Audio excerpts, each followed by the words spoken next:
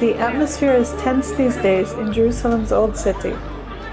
For over 6 weeks, the Old City's Palestinian quarters have been visited daily by inspectors from Israel's tax department. Tax officers check accounts for orderly payment of income taxes. Shopkeepers feel intimidated and perceive this most recent wave of raids as part of Israel's ever-tightening grip on occupied East Jerusalem. Khalid Saib is head of the Jerusalem Merchants Association, a Palestinian business owners union in the Old City. He sees Palestinian small businesses as being hit hard. They are coming here on daily basis. Every day we come to our shops and then we see that the tax officers are around, are already here. They come with policemen, they come with special forces, and they just come in a sudden way that threatens the people in the street. And as a result of that, people who are coming for shopping leave the place very quickly, and most of the shops also close their places because they're afraid. Residents report that over the past weeks, police frequently entered the Old City first, unaccompanied by municipality officials, to confiscate shopkeepers' IDs. Shopkeepers were thus forced to stay on site until tax officials arrived for investigation. The withholding of identification documents violates Israeli law. Only after City Council delegate Mayor Maghrit submitted a formal inquiry did police put the procedure on hold. Khalid Saib owns a small fashion shop in Al-Wad Street. The alleyway runs from the Old City's Damascus Gate to Jerusalem's holiest sites. It is the main artery of the Palestinian quarters. On holidays, tens of thousands walk and shop here.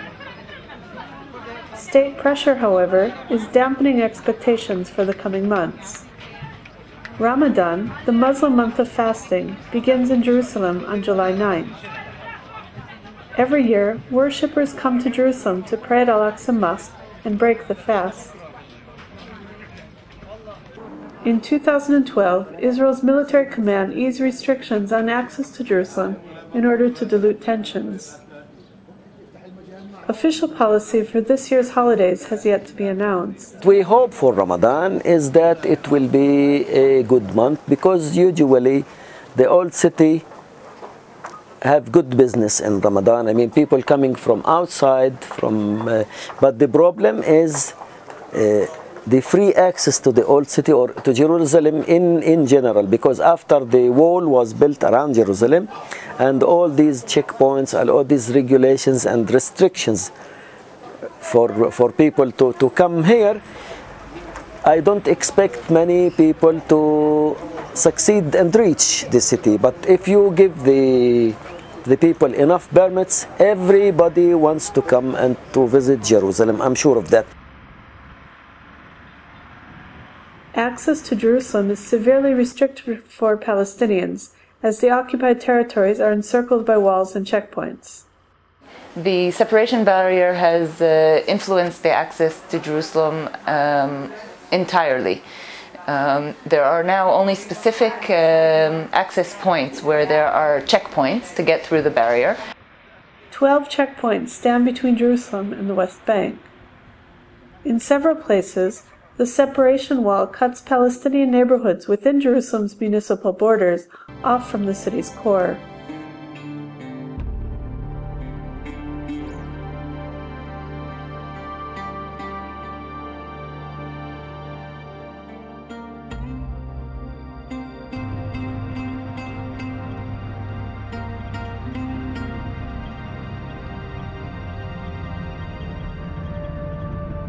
I'll give an example, for example, Beit Hanina, the center of Beit Hanina al-Balad, the old part of Beit Hanina, used to be connected by a road to Beit Hanina, the part that's inside Jerusalem.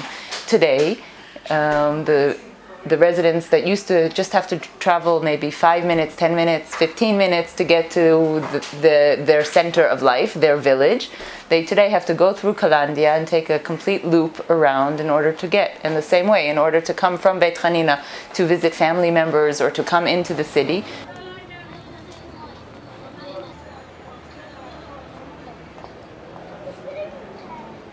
The economy of East Jerusalem has declined substantially after the wall was erected in 2002.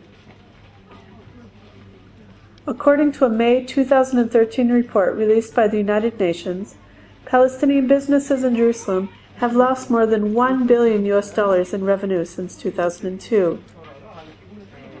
Every year, East Jerusalemites lose $200 million in lost opportunities. East Jerusalem's economy was substantially dependent on its hinterland, which is now cut off. أنا عمري 82 سنة. I'm 82 years old. عمري ما شفت أصعب من هذه السنة. I never saw more difficult situations than the situations we're facing right now. كيف أنت شايف التحضيرات لرمضان هلا؟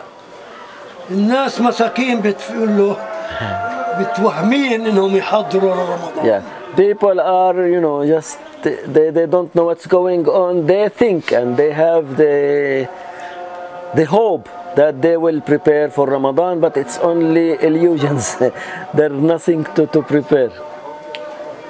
إن شاء الله يجي رمضان كويس ما يكونوش اليهود يضايقوا الأمة اللي بدها تيجي تصلي. We hope that Ramadan will be a good month for the old city, and this depends on how the Israeli occupation bothers or stop people from coming to the old city. Jerusalem's old city, home to at least 35,000 Palestinians, concentrates many of these difficulties facing East Jerusalem. Over 70% of its residents live in poverty. Overcrowded houses often lack adequate sanitation. Public space is scarce and services inadequate. Meanwhile, the Old City harbors the most contested of sanctuaries, the core of political conflict. Jerusalem settlement organizations target the Old City. Israel has gradually tightened its grip over East Jerusalem and the Old City in particular.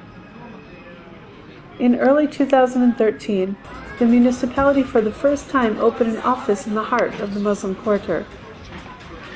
As residents of Jerusalem, Palestinians pay taxes and fees equal to Israeli citizens. However, Palestinian Jerusalemites are severely disadvantaged within Israel's tax and municipal administrations. Palestinian residents pay an exceptionally high amount of municipal taxes, calculated on the basis of apartment size and location. While Palestinians constitute about 35% of Jerusalem's population, only 8 to 10% of the municipal budget is invested for their benefits. There is zoning in Palestinian neighborhoods of East Jerusalem. They have mostly been planned by Israeli planning authorities, which means that they've been that they have received zoning. However, this is very limiting zoning, as opposed to zoning being a tool for offering development and expansion and future possibilities. So the zoning that has been received is very problematic and doesn't really take into consideration the severe housing distress in the neighborhoods. The housing distress is just getting worse and worse because residents are returning to Jerusalem, and also because the residents who already live here have have almost no way of requesting and receiving building permits. So zoning is not enough, and you also have to, in order to build, you also need building permits. The combination of very, very limiting zoning and very difficult possibility to receive building permits is a real deadlock. As housing is needed for the growing population, people have taken to building homes without permits. The municipality frequently hands out demolition orders for illegally constructed homes. Of thousands of orders, only a few hundred are executed. In any case, owners pay high and rising fines for failing to comply with the law. One of the main targets of this program is the profit of gaining and profiting from the people. The fines themselves are always doubling during the years, and even the Supreme Court, and they said they have the discretion to do whatever they want, including the fines, and they have the right to impose any fines they want as long as it is within the law, and the law even permits the courts to do more, to impose over the people more fines. In the Old City, residents and merchants are faced with additional regulations concerning the preservation of historic structures. High taxes, increasing fines, and the declining numbers of visiting customers have taken their toll on the once vibrant souks and alleyways. They want people to leave this place. The strategic aim of all these campaigns, whether from the tax, from the municipality, from the Israeli occupation government in general, is to do two things. First of all, to bomb the Palestinians out of the city and replace them with the Jewish settlers, and the other thing is try and push people away from the old city. And when they push the people away from the old city, eventually people will have less work, will have less business, and they will think of leaving the city, and some of them did already leave the city, looking for places where they can get the food for them and for their children. Israel has banned any form of Palestinian political representation in Jerusalem. Residents are left to cope for themselves. Caught between resistance to Israeli occupation and economic pressures, people like Khalid Saib are struggling to find an address for their issues. Because if you have the problem with the municipality, we can talk to them directly.